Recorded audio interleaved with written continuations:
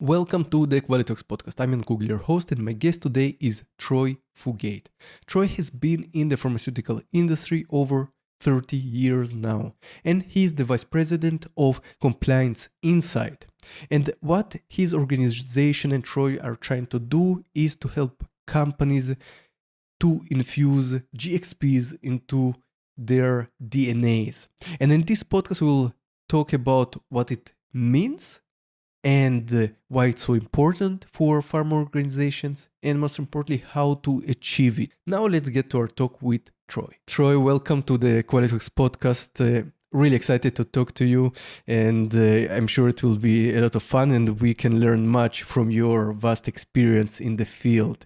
And I would like to start with something quite interesting. On your LinkedIn page, the title that you announced to everybody that you help companies incorporate GxP into their DNA. So what does it mean, basically? Well, it's a concept of really making GxPs habit for you. Over time, watching how we worked in industry, where GMPs were viewed as a necessary evil, something that people had to do. And so it was looking at it, stepping back and saying, let's really infuse this concept into your organization's DNA, to your DNA, to make it part of you rather than something that you have to do it. It really was, let's rethink how we look at GxPs and make it part of us. If you ask people who's responsible for quality, right? Everyone says, well, yeah, we all are. So it's like, okay, well, if that's true, then let's start making it part of who we are. Right. So do you think that people still feel that GxP is a necessary evil, and has it started like this, or is it still so that many people look at it as not something that really helps us to produce effective, safe drugs, but they see it as a hurdle? There are people, and I'd say any organization, you're going to have different levels of people. Some people who will look at it and say, this is something that is beneficial. It's a good business practice following GxPs. You will have others look at it and say, all right, it's a hurdle. It's a roadblock. It's something that's a wall to keep us from advancing. And there are people that look at it both ways. Some of them look at it and say, it is good, and other times they'll say, well, I like that part, but not this part. And a lot of times it's how we, as quality leaders, really implement and speak to, enforce, act upon the GxPs. We can look at it and say, absolutes.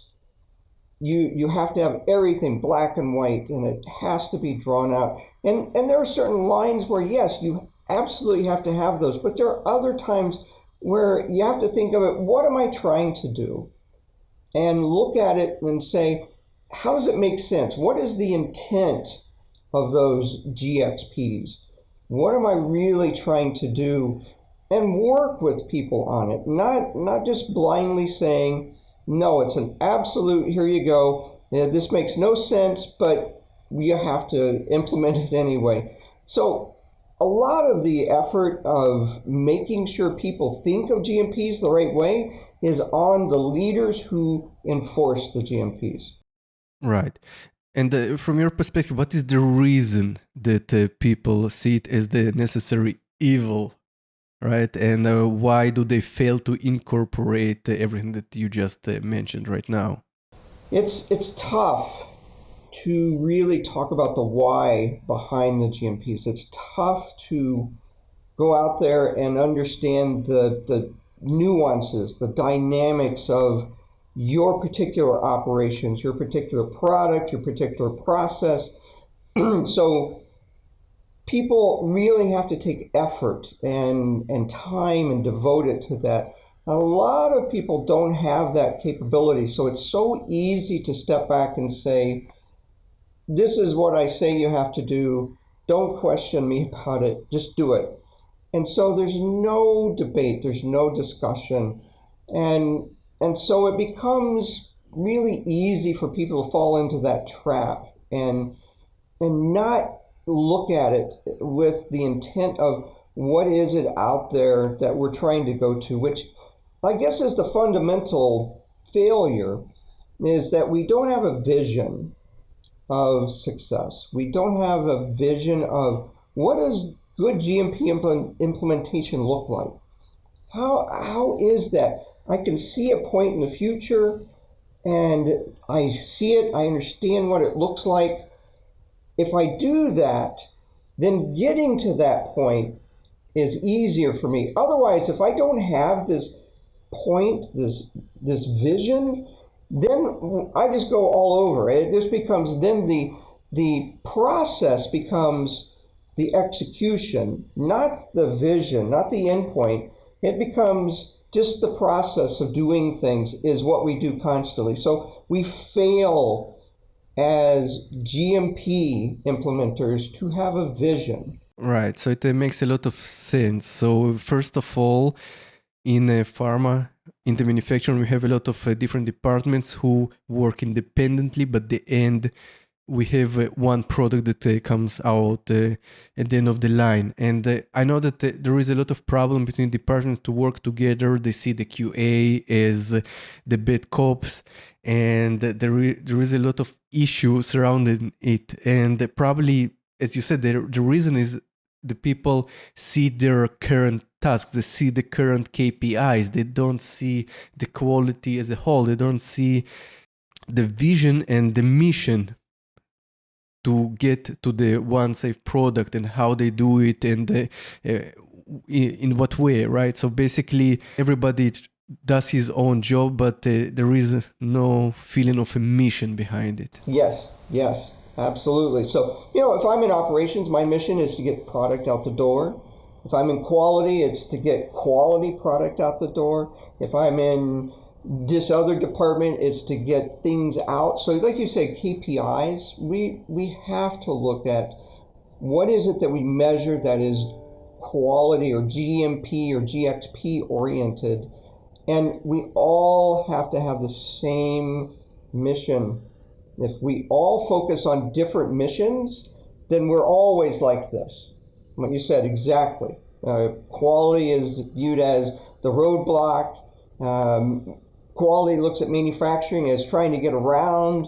You look at the lab as just trying to do things. You look at these people trying to do things. And it all becomes this. We're all fighting each other.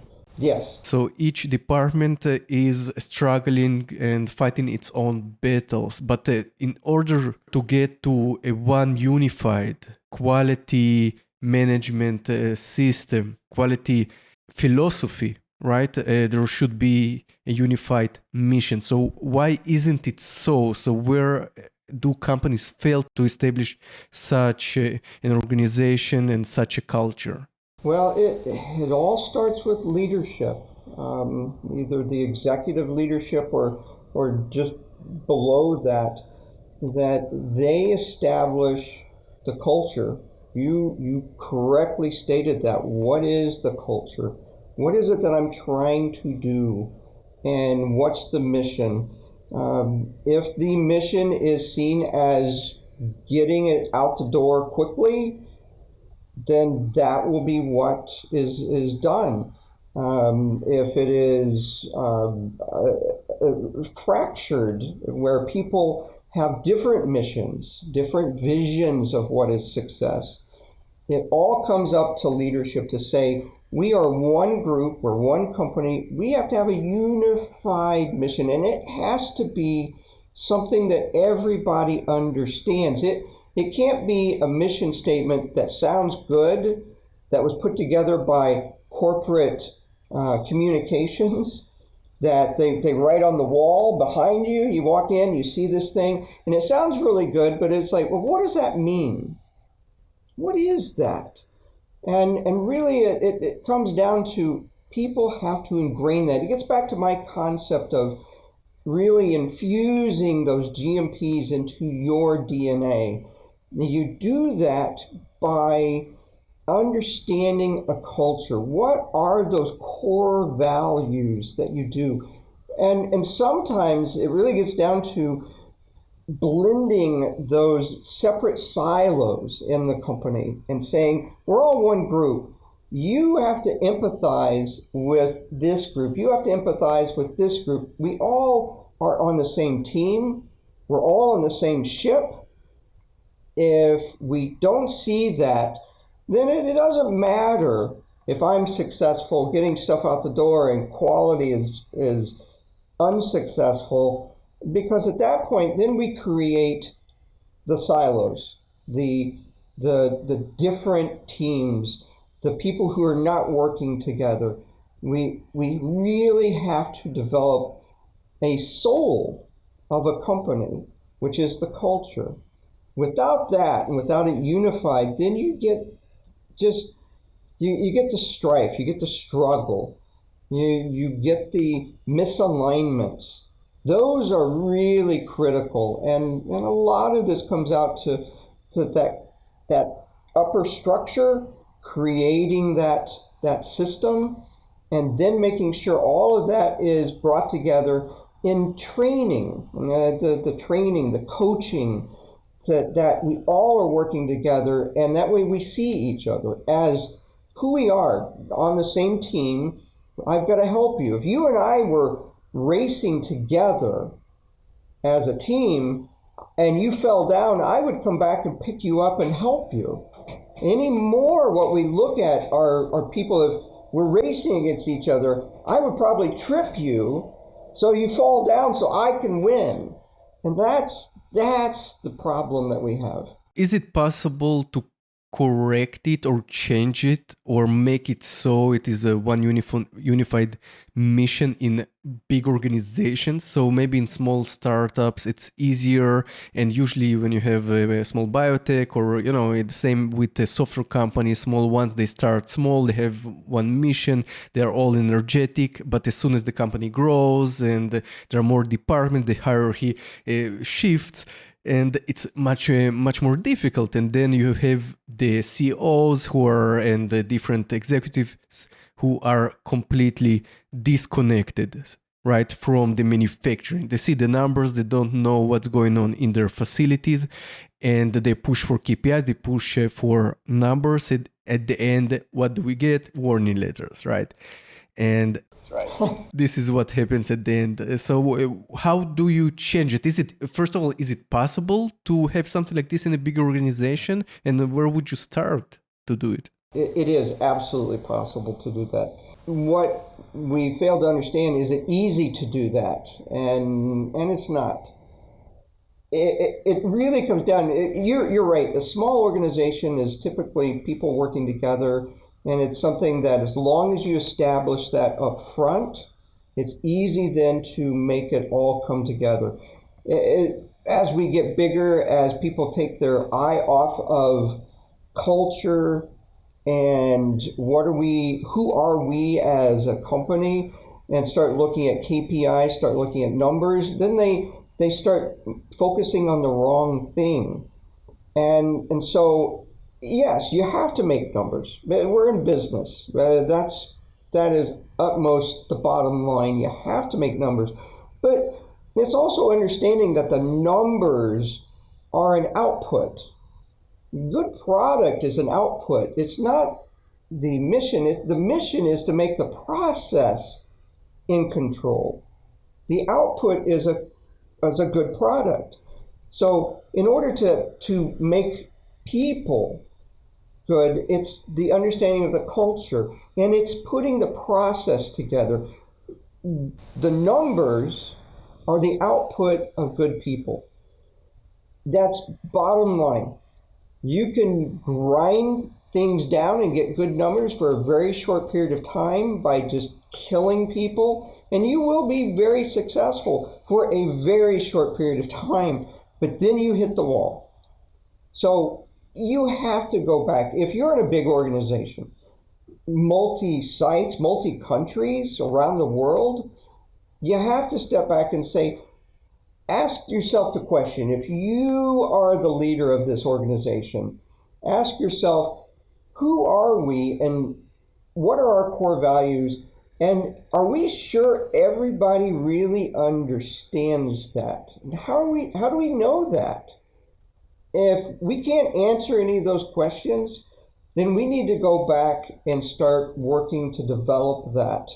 And it does take time, takes effort, but like any good investment, it'll really manifest itself at the end. You will have a culture and an organization that may be good, but if you do that, it goes to great. And you can go from great to extraordinary, where people don't want to leave your organization. They feel that they're part of a unit. They feel at home. So if I feel like I am at home and I'm part of something that's bigger than just me, and I'm an integral part of it, I'm a key player in that, no matter what I do.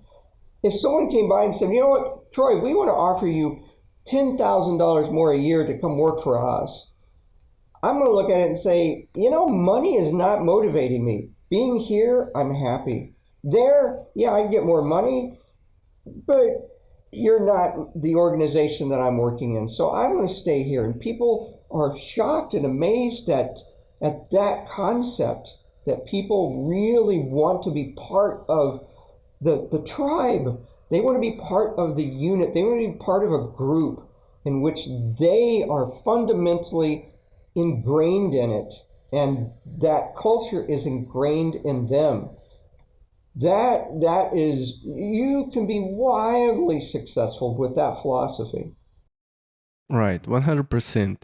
So I think also one thing where we as a GMP organizations, we also deviate from the ISO, right? So ISO 9001, their goal is the satisfaction of the customers, and GMP is the safety of the customers. But I think with ISO to push it harder, because it's a product that they know, okay, if they're not satisfied, they won't buy it. But with drugs, sometimes people say, okay, we don't know, we just take what the doctor prescribes, we just take what we see on the counter. So it's a bit different, because there is not enough maybe connection with the end user, and then we don't see the faces of the people who use it, basically. And you're right, the way is really to shift and go to education, to show people, who remind the manufacturers, remind the operators who is buying the drugs, which are our neighbors, our families, and also ourselves at the end. And it must be safe, and it should be in high quality. People should trust the company. And you also mentioned, okay, everybody needs to learn it. And of course, there are GMP refresher courses. Everybody comes, the executives, everybody sits there, they dream a bit, they sign the paper, they go out. GMP states also in the UDRELEX, it also states in the CFARS, you need to check effectiveness, right? So, and I think here everybody misses here. So how do you check the effectiveness of that, and how do you create a training education that really makes people think, that makes them involved, right? So this is something else that you do a lot by incorporating this into the DNA, by specific education that you provide, and it's sometimes quite unique also. So how do you create such GMP education training courses that involves everybody, from the highest executives to the operators, logistics, and so on? So how do you bring everybody together? It's a great question, a great sort of story that you put in my mind, people have GMP training, and typically someone somewhere says, I've got to have GMP training this year, so let's check that off the list. It's just the checking the box. So we bring the drones into the room. It's boring, and nobody pays attention. Yes, I've been there many times. It's just so bad. So there are three things that have to come together for this to be successful. And number one is the person delivering the message, the trainer, the coach, the mentor, whatever it is you call that person. They have to be able to be dynamic. They have to be able to tell the stories. They have to be able to connect the dots. If you go out there, and typically what we do is we say, well, GMP training has to be done, so that's quality. They have to do the training. And quality, it may be very good at quality, but they may be really bad at training. So I equate it to, and I often tell the story of the person who cooks the hamburger in the restaurant. You got the great hamburger cooker, but they don't run the restaurant. So the person who really knows quality may not be the best in running the training department. So you've got to get the right trainer to be able to deliver the message. And then the second point of that pyramid is the message. What is it you're trying to do? Again, what's the vision of this? What is our mission with this? You've got to put together the message. It has to be right. It has to be pointed. It has to be very specific. It has to be very germane to your organization, to the times that are going on. It can't be the same message year after year, or people just tune out. So you've got to have the right message, a great message to deliver. And then, thirdly, you've got to have the presentation, the delivery of this. What do you put it together in? Is it, everyone uses PowerPoint. What is it? How would you present that? Do you have pictures? Do you have information? I've seen so many PowerPoints where it's a slide and it's line after line after line of words. And you just look at it, and what they've done is take sections of code or sections of an investigation, and they plop it into this thing, and you're supposed to read it. That's not training. That's putting a book up on the screen so you can see it. You've got to have the right message, where the presentation has to be the right way. The message has to be delivered in the presentation by the person that can deliver that effectively. If you get those three together, you're really on your way to success. If you combine all of that, the ability to sell GMPs to the audience, to read them, to see what their reactions are, to understand what they're thinking. And that takes a really good trainer to see that and say they're bored, or they're getting distracted, or the room is too hot, the room is too cold, the room isn't well lit. All these things, you've got to have that ability to sit there and say, am I delivering the message? Is my presentation and format the right way? Tie it together by the person, you, to deliver it effectively. And to the point you're talking about, how do I know I did this correctly? It really gets down to, you can have a test at the end of it saying, okay, what are these things? Personally, I don't know how effective that is. I'm not one that's really big into that. I really look at effectiveness checks as, if I'm delivering a particular message, then I understand that there's a particular problem I'm working to resolve. And so the effectiveness check is, after they leave the room where I'm talking to them about this, I go by a week later, a month later, I can either talk to them and reinforce that message and say, is this something that's effective? Or I can get the data, say, I'm trying to correct documentation errors. Did I effectively resolve that? So you can have an effectiveness check of, did the problem get resolved by this? And monitor that over time, because it usually is, people come out, they remember a certain amount as the day goes by, They remember a little bit less as a week goes by, a little bit less as a month go by, a little bit less. So you've got to be able to reinforce that so it stays constant. And then you can combine measure that. Am I doing this correctly, or am I seeing this slope? So it's a great question, and it's taking that mentality back and saying, how do I deliver that? And what is my program to make sure I'm effective at doing that and verifying that I'm successful? We look at it success, as you said.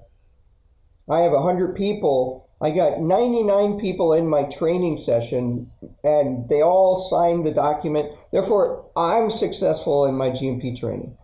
And that's an error. That is not correct. So I agree with you 100%. So we see all the time that organizations bring the wrong people to train, people who have no passion for it, people who don't know how to present the data correctly. We see a lot the death by PowerPoint situations where you have just books on screen, which is awful, which I never use, and always trying to use visual storytelling and involve people. And I really loved what you said about selling GMP to the people. So this is the point. We are accustomed, selling products, but at the end you need to sell ideas, right? And GMP, for you to follow it, to think about it, you need to sell it as an idea.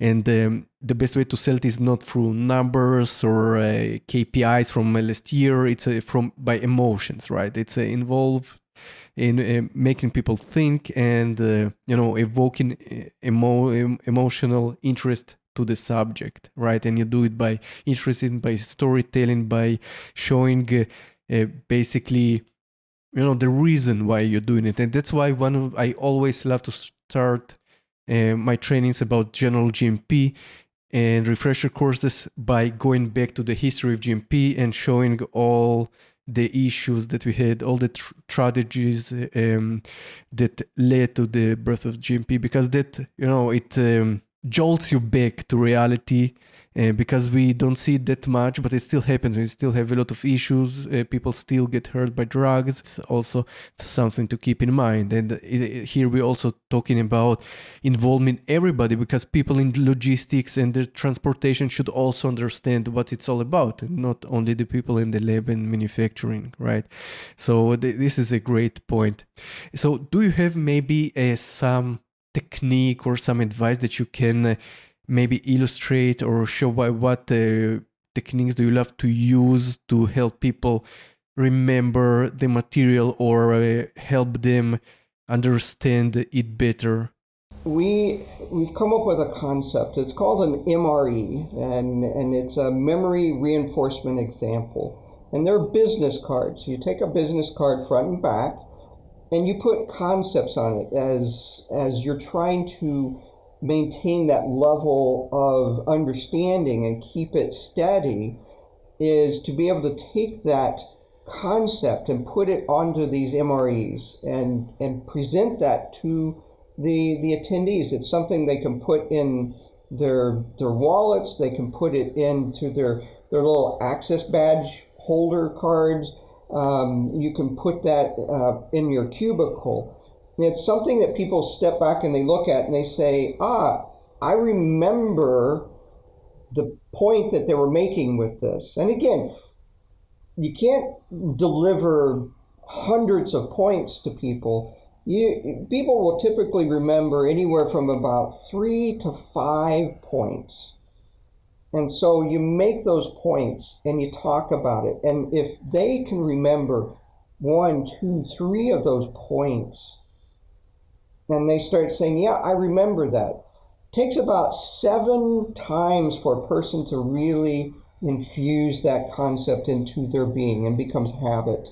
So once they get that message over and over again, then it becomes part of them. So the MREs, posters, a newsletter, reinforcement email summarizing what we talked about, going over that again and again, bringing it up in shift meetings. There's typically some type of meeting in a small group, and starting of the day or starting a week, and so you incorporate that into that messaging that, hey everyone, remember the training that we just went through. These are the 3 points that we just want to make sure we reinforce.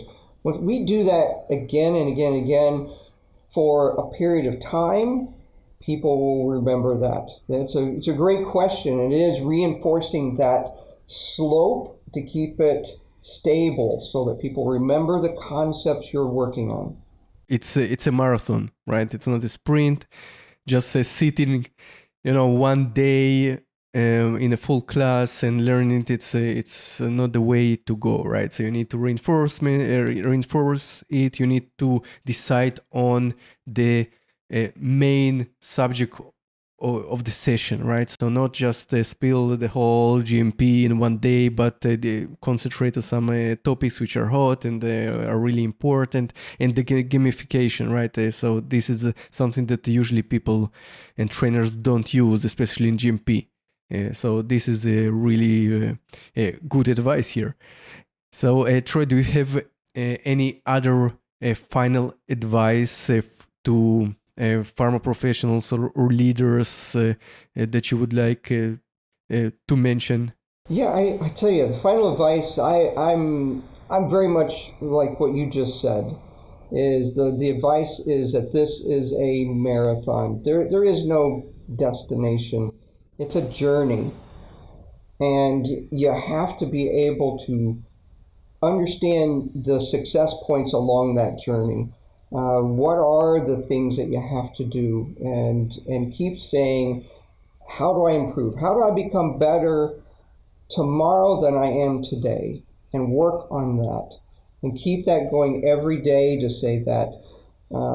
If you really do that and you understand this vision and you develop that pathway, you'll be successful. You'll start seeing the benefits, and not only you, but the patients will see the benefits of that. Right, and that's the most important part. That's what we need to keep in mind. Sometimes we forget, right? The safety of the patients.